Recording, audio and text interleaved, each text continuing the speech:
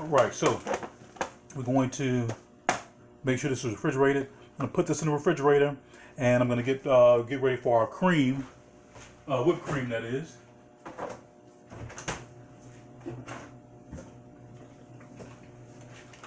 So here's our heavy cream. Remember, our heavy cream for the whipping cream recipe says a half a cup of heavy cream, and then half a teaspoon of vanilla extract and 1.5 teaspoons of confectionery sugar. But what we're going to do is actually use 1 tablespoon of confectionery sugar, because I've actually tried this recipe already, and definitely 1 tablespoon is better than 1.5 teaspoons.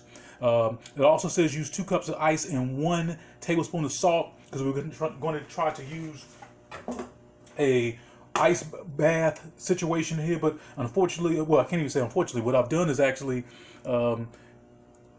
put my mixing bowl and my whisk, which is required equipment for this recipe. I've actually put those items in my freezer, and they've been in the freezer for at least a couple of hours. And I'm just making sure they're at the right temperature. So what I'm going to do is make sure that everything is actually fine. I'm going to start on the cream. I'm going to measure everything out. My cream has been in the refrigerator as well. The key with this particular recipe is to make sure that you keep all your items cold as much as possible, even your confectionery sugar if you can, because you want to try to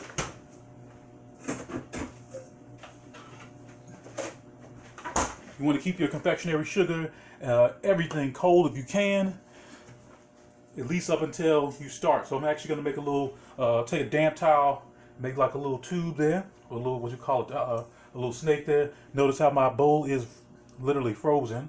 My whisk is as well. I'm going to stabilize it there. I'm going to put my, matter of fact, this is what I'm going to do, I'm sorry. Because since the recipe is asking for a half a teaspoon of vanilla, I'm going to add that to my cream. And I'm going to do this really quick because I don't want to lose any temperature on my bowl. I'm going to put that in there. And again, instead of using a half a teaspoon of confectionery sugar, I'm actually going to use 1 tablespoon of confectionery sugar. I'm going to level this off to make sure I get the right amount. I'm going to put that in there as well. And yes, I'm going to put it right in. Notice how it's there.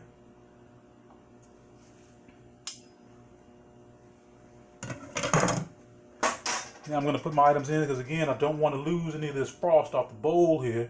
And I'm going to whisk, vigorously whip. And the key here is that what I want to do is actually create air pockets. Now this bowl is frozen, and I can see it almost frosting up as we speak. I'm going to turn it on the angle here so you can see. And I'm literally whisking it. I'm going to see how long it's going to take for me to actually create whipped cream and go through the different stages of whipping. And I can see it already frothing up. I'm literally trying to introduce air into this mixture. And since the bowl has been frozen or in the freezer for quite some time, it's actually doing a good job of actually frothing up on me. I don't know if you all can see that on the screen there.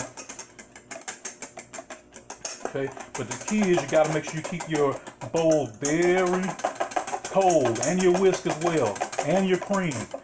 Keep it on ice if you can, preferably about a half an hour before. I don't know if you all can see this, but it's definitely frothing up on me as well. And I'm liking this already, and it hasn't even been a full minute. So I'm really not trying to touch the bottom. I'm actually just hitting the sides, if you hear me hitting those sides there. But I'm trying to take it to the froth stage. You can see it actually frothing up on me. And what I'm trying to do is, again, incorporate air into the mixture. And I'm just going back and forth. Yes, I could have used a whip attachment on a mixer or a mixer, but I decided not to. I wanted to show you all the old school. When I was in culinary school, we had to do this all the time. So there we go. I'm using my bionic hand today. And literally what I'm doing is, as I'm going back and forth, and that whip is going back and forth, it's introducing air into that mixture. And you can already see it is actually getting frothy as we speak.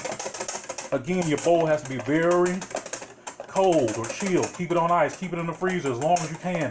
I've known some pastry chefs to keep that bowl in the freezer for up to a week and on ice so that they make sure that it is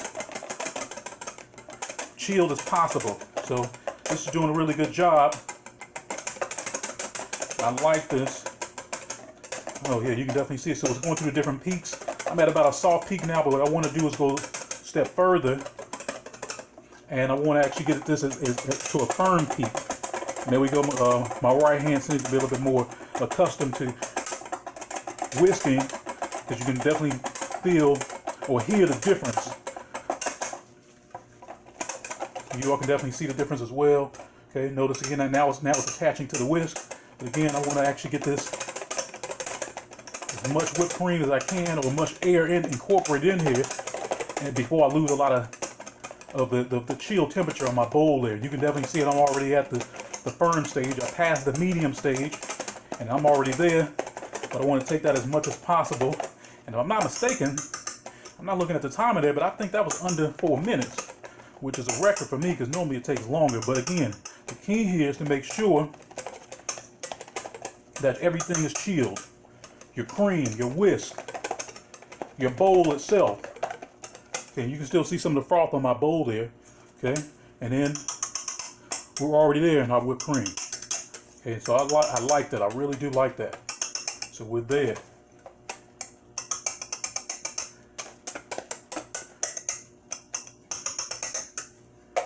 All right, I'm gonna sit that there. I'll get my sugar.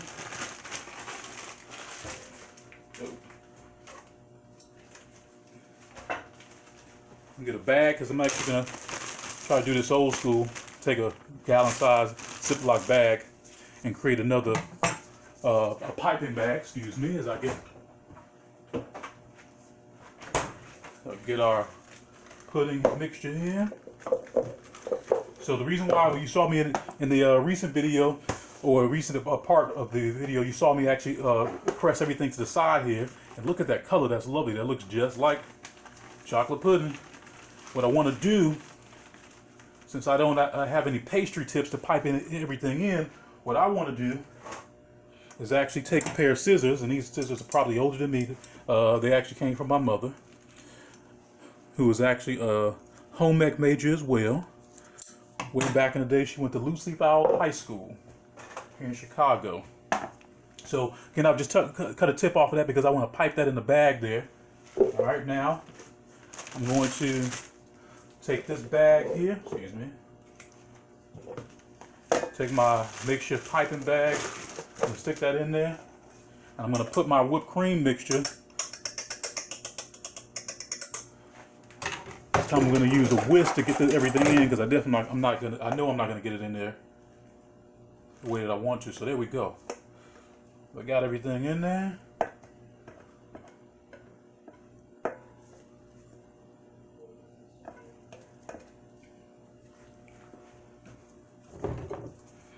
And while we're doing this as well, I want to taste the cream. I should have did that before I put it in here, but I know that 1 tablespoon was perfectly enough. Yeah, that's perfect. Not too sweet. So now I'm gonna take this bag, do it just like I did the chocolate pudding. Okay, try to make sure I get everything on that side of the bag.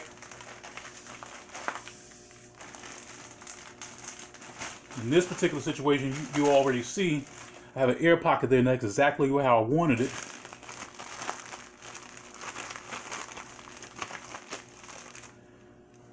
Sit that there. Now I'm going to pipe my desired amount of my pudding mixture in my little dish here. And I'm already seeing that what I should have done was actually pressed out my my bag a little bit more. I see some clumps of the avocado in there. However, again, I don't think it's that bad. Remember in the other video segment, we tasted it. It was spot on. It was perfect. There we go. So I'm gonna do the same thing here.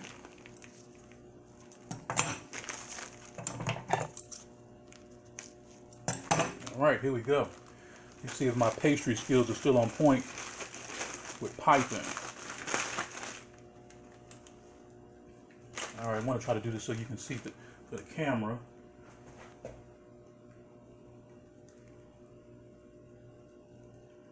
All right, check that out. I think I'd get about a B plus. The piping skills, no, that's probably about a B, not a B plus. However,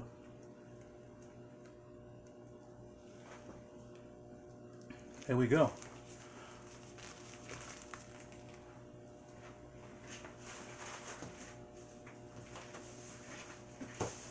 All right, ladies and gentlemen, so there we go. There we have our unbelievable chocolate pudding with whipped cream. And again, just to make sure we are all on the same page, again, we had about a half a cup of heavy cream, half a teaspoon of vanilla extract. Instead of, now the recipe actually says that we needed to have 1.5 teaspoons of confectionery sugar. We actually did 1 tablespoon because I've worked with this recipe.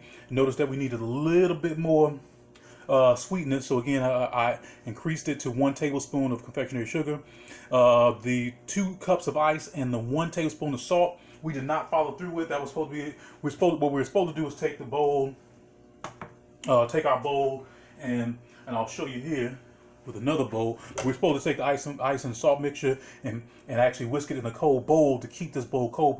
But talked to a couple of pastry chefs, and they said the key was to put your stainless steel bowl or your bowl itself, even if you're going to use this glass bowl, put it in the freezer as long as it's tempered, because you don't want it actually crack in your freezer. And the key is to make sure everything is chilled and everything will be fine. So hope you all enjoyed it. But again, here's our unbelievable chocolate pudding. There we go. I'm going to actually do a little close up so you can see the difference. And again, I like this color on there. Okay, this will be a real nice dessert. I'll maybe put a sprig of mint on there as well. Maybe some toasted coconuts. I've seen some recipes online that talk about using toasted coconut as well to help with that balance, and especially if you have like specks of avocado still in your pudding. The fact that if you put like toasted coconuts inside the pudding, it kind of compensates for it, and you don't have unhappy guests because they know that those items or those specks are actually, they'll take it as coconut as opposed to avocado. So nevertheless, hope you all enjoy it. Again, this is week 2, day 4 of our C-CAP virtual culinary program, hosted with CTE of Chicago Public Schools, and hope you all enjoy it. Thank you very much.